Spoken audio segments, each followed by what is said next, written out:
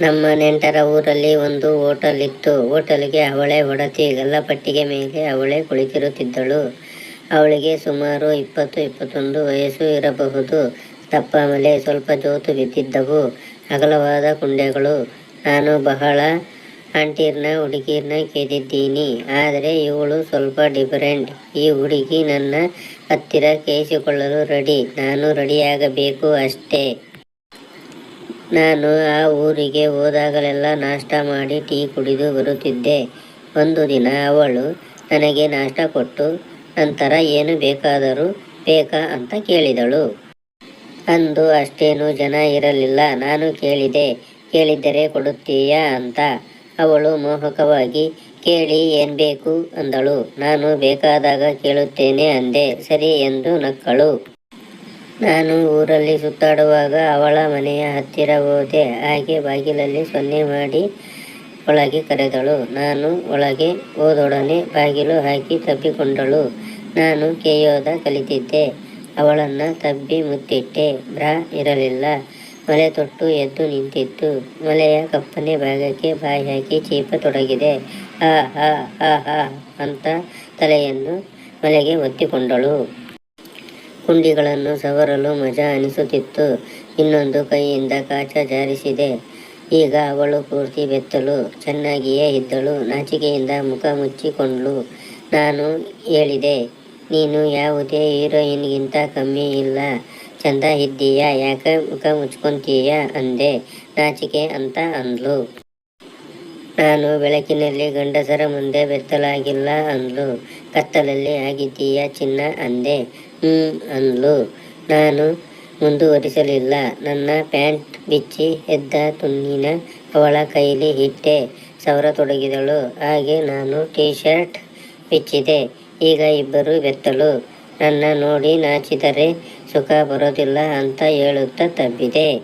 ಬೆಚ್ಚಗಾಗಿ ಮೆತ್ತಗೆ ಇದ್ದಳು. ಮಲೆ ಸ್ವಲ್ಪ ಜೋತಿತ್ತು. ಹೊಟ್ಟೆ ನೋಡೋಕೆ ಬಹಳ ಸಲ ಅಡೆದಂತೆ ಕಾಣುತ್ತಿತ್ತು. ಅವಳ ಕಿವಿಯ ಹಿಂದೆ ನೆಕ್ಕಿದೆ. ಹಾಗೆ ಅವಳು ನನ್ನ ಬೆನ್ನು ಏರಿದಳು. ಮೈಯೆಲ್ಲ ಜುಮ್ ಅಂತು. ಕೂಡಲೇ ಇಬ್ಬರು ಹಗ್ಗದಿಂದ ಮಾಡಿದ ಮಂಚದ ಮೇಲೆ ಕುಳಿತೆವು. ಅವಳು ಕಾಲು ಎತ್ತಿ ಮಂಚದ ಮೇಲೆ ಹಾಕಿ ಮಲಗಿದಳು. ನಾನು ಅವಳ ತೊಡೆ ಅಗಲಿಸಿ ತುಲ್ಲಿಗೆ ಬಾಯಿ ಹಾಕಿದೆ. ಕೊಳಕ ಅದನ್ನ ನೆಕ್ಕುತ್ತೀಯಾ, ನೀನೇನು ನಾಯಿನಾ ಅಂದ್ಲು. ನಾನಂದೆ, ಕೊಳಕು ಅಂತ ಯಾವುದೂ ಇಲ್ಲ. ಮಜಾ ಬರೋದನ್ನೆಲ್ಲ ಮಾಡಬೇಕು. ಸುಮ್ಮನೆ ಏನೂ ಯೋಚಿಸದೆ ಮಲಗು ಅಂದೆ.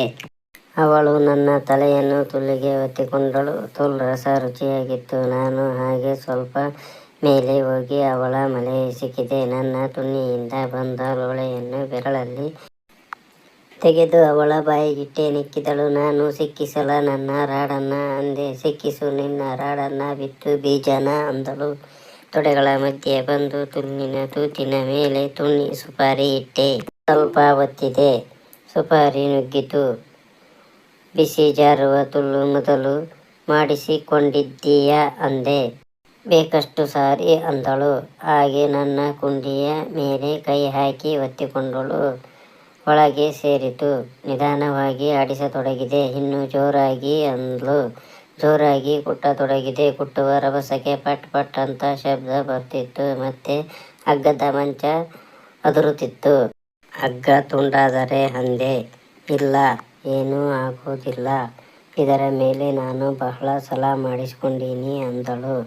ಅವಳನ್ನ ಒತ್ತಿಕೊಂಡು ತುಲ್ಲಿನ ಆಳಕ್ಕೆ ಅಮಿಕಿ ಮುತ್ತಿಟ್ಟೆ. ನನ್ನ ರಸ ಸೋರಿ ಅವಳ ತುಲ್ ತುಂಬಿತು. ನಾನು ನಿಧಾನವಾಗಿ ಹೊರ ತೆಗೆದು ಅವಳ ಮಲೆಗಳ ಮೇಲೆ ವೀರ್ಯ ಹಚ್ಚಿದೆ. ತುಂಬಾ ಚೆನ್ನಾಗಿ ಮಾಡ್ತೀಯಾ. ನನ್ನ ಗೆಳತಿಯರಿಗೂ ಹೇಳ್ತೀನಿ. ಮುಂದಿನ ಸಲ ಬಂದಾಗ ಅವರಿಗೂ ಮಾಡುವಂತೆ ಅಂದಳು. ಆಯ್ತು ಅಂದೆ. ನಂತರ ಇಬ್ರು ಬಟ್ಟೆ ತೊಟ್ಟು ತುಟಿಗೊಂದು ಮುತ್ತು ಕೊಟ್ಟು ಬಾಗಿಲು ತೆರೆದು ಹೊರಬಂದೆ. ಯಾರೂ ನೋಡಲಿಲ್ಲ. ದಾರಿ ಹಿಡಿದು ಹೊರಟೆ. ಧನ್ಯವಾದಗಳು.